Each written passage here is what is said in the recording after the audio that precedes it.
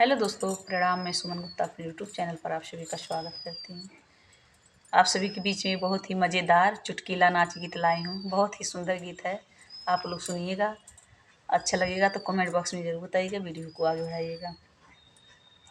भौजी रतिया में मुसवा बवाल करे बा, भौजी रतिया में मुसवा बवाल करे बा, हे बवाल करे बा, हो बवाल करे बा, भौजी रतिया में मुसवा बवाल करे बा।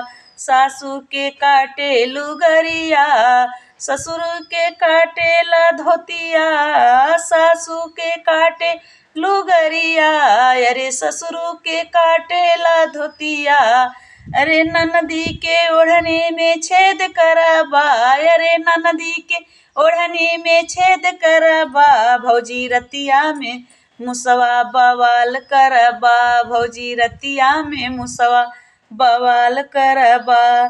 जेठ के काटेला टोपिया, जेठनी के काटेला लहंगा, जेठ की काटेला टोपिया, जेठनी के काटेला लहंगा, अरे ननदी के गलवा पे छेद करबा, अरे ननदी के गलवा पर छेद करबा, भौजी रतिया में मुसवा बवाल करबा, भौजी रतिया में मुसवा बवाल करबा, हे बवाल करबा, ओ बवाल करबा, भौजी रतिया में मुसवा बवाल करबा।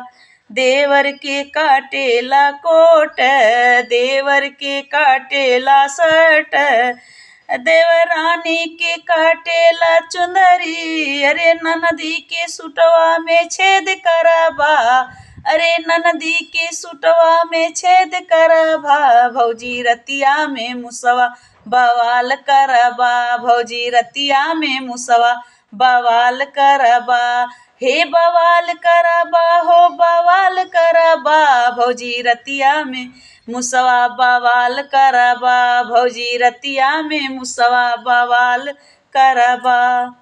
प्लीज़ दोस्तों, बहन लोग, अच्छा लगे तो कमेंट बॉक्स में ज़रूर बताइएगा।